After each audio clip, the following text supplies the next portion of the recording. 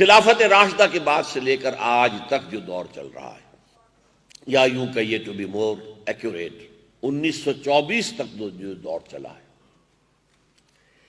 اس میں خلافت کے نام پر ملوکیت ہوتی رہی ہے. یہ خلافت نہیں تھی. بنو امیہ بھی کہتے تھے خلفاء ہیں، بنو عباس خلفاء آپ پڑھتے ہیں کتابوں کے اندر. پھر ترکانی عثمانی آٹومان کیلیفیٹ، درمیان میں تھوڑا سا عرصہ آیا ہے فاطمی خلافت مصر میں قائم ہوئی. یہ سب خلافتیں یہ مسنومرز ہیں، خلافت نہیں، یہ ملوکیت ہے. یہ اگرچہ اس کا یہ مطلب نہیں کہ اسلام بالکل ختم ہو گیا، نہیں. دیکھیے اسلام کو 6 منزلوں سے تعبیر کیا ہے شاہ اسماعیل شہید رحمۃ اللہ علیہ نے، پہلی، دوسری، تیسری، چوتھی، پانچویں، چھٹی. تو خلافت راشدہ کے بعد 6ٹھی منزل گر گئی، یعنی مسلمانوں کا خلیفہ مسلمانوں کے مشورے سے آئے گا. یہ منزل گر گئی. باقی اللہ کا حکم چل رہا تھا، عدالتیں تھیں، مفتی تھے، ایکسپرٹ اوپینین دینے والے مفتی حضرات موجود تھے، قاضی تھے، عدالتوں کے اندر قرآن اور حدیث کے مطابق ہی فیصلے ہوتے تھے. تو یوں نہ سمجھیے کہ سب گر گیا. یہ تو ہمارے ہاں جو ہے وہ اہل تشیع کا ایک تصور ہے، اور وہ ذہنوں کے اندر بہت گہرا راسخ ہو گیا ہے کہ گویا کہ اسلام ختم ہو گیا بس. اور ہمارے ہاں محمد علی جوہر جیسے لوگ بھی رحمہ اللہ، ان کی اللہ خطا معاف کرے، قتل حسین اصل میں مرگ یزید ہے، اسلام زندہ ہوتا ہے ہر کربلا کے بعد.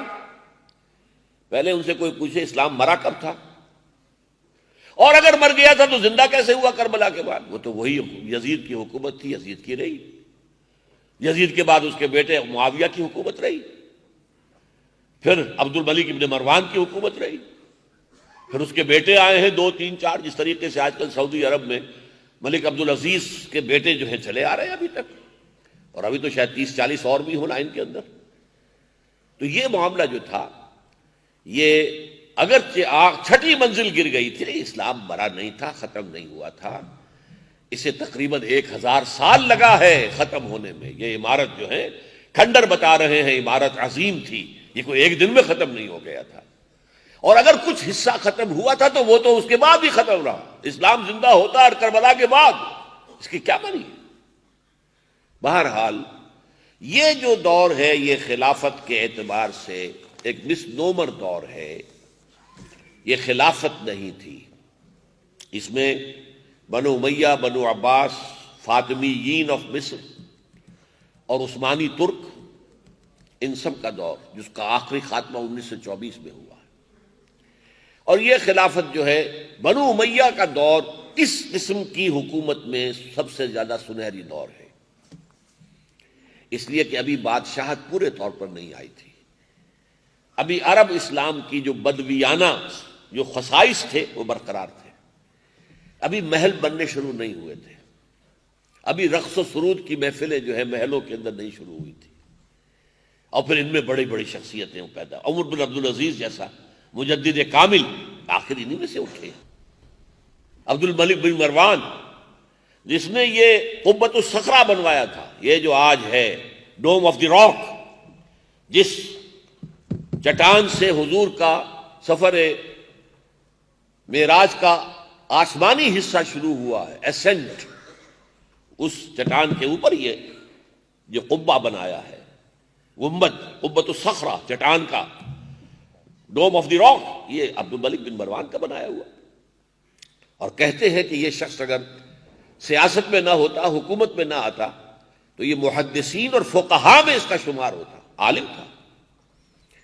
بنو عباس کے دور میں آ کر خلافت جو ہے، اول تو یہ کہ بنی امیہ کے دور میں کم سے کم عالم اسلام وحدت رہا، پورے عالم اسلام پر ان کی حکومت رہی. اور اس میں بھی بہترین دور حضرت معاویہ کا تھا. پورے عالم اسلام میں ایک ہی حکومت، اور 20 برس تک کوئی لڑائی نہیں، کوئی جنگ نہیں، کوئی خانہ جنگی نہیں، کوئی خونریزی نہیں، کچھ نہیں، عام امن کامل حضرت امیر معاویہ. اس لیے کہ بہرحال وہ صحابہ میں سے تھے، راشد تو تھے. خلیفہ ہم انہیں نہیں مانتے، اس لیے کہ وہ اپنی قوت کے بل پر آئے تھے. اس خلافت جس کا نام نہاد خلافت جس کو کہنا چاہیے، اس میں اصول کیا تھا؟ جس کی لاٹھی اس کی بھینس۔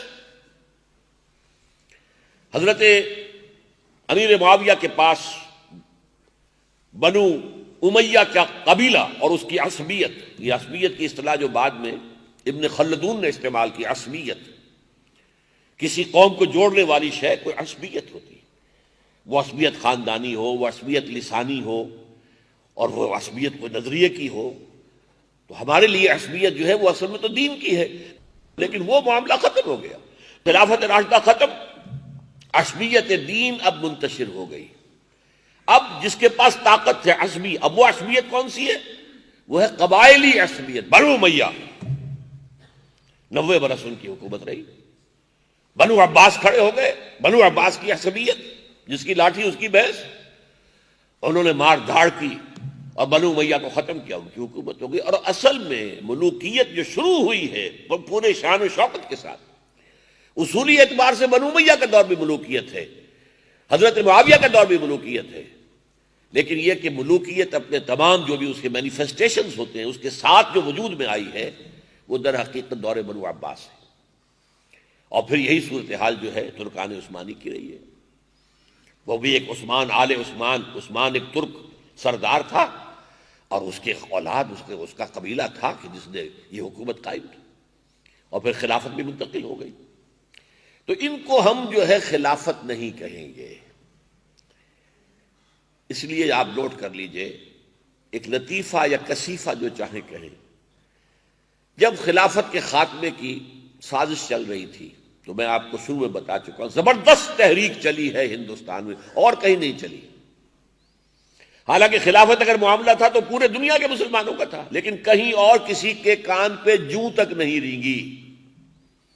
خلافت کی تحریک چلے گی ہندوستان میں، اور وہ تھی اصل میں خلافت کے تحفظ کے لیے کہ یہودی اور انگریز برطانوی حکومت مل کر اس کے خاتمے پر تلے ہوئے، اس کے خلاف جو ہے وہ تحریک اٹھی، تحریک خلافت۔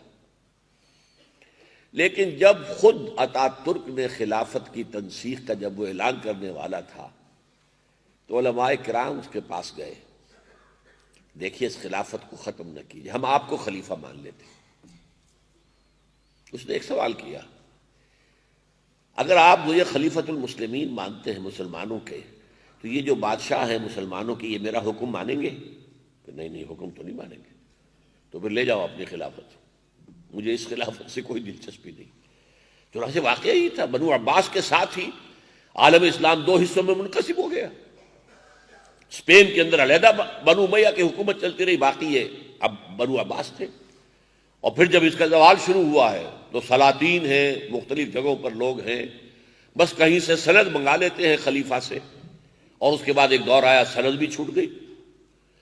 اس کے بعد جب جو تاتاری ہنگامے کے بعد جب ایک ذرا مسلمانوں کے اندر دوبارہ ایک نشت ثانیہ ہوئی ہے، مسلمانوں کی، اسلام کی نہیں، تو اس کے بعد کیا ہوا؟ ترکان تیموری ہندوستان میں سلطنت ہے، ترکان صفوی ایران میں ہے، ترکان سلجوقی مڈل ایسٹ میں ہے، ترکان عثمانی انہوں نے زبردست آٹومان امپائر قائم کی جو ہی رومن امپائر کی طرح تھی، جس کی 3 ٹانگیں تھیں، اور whole of the North Africa, whole of the West Asia and whole of the East Europe, یہ 3 سلطنت عثمانیہ جو ہے یہ 3 بر اعظموں پر پھیلی ہوئی۔ لیکن نوٹ کر لیجئے کہ یہ در حقیقت خلافت نہیں تھی، ملوکیت۔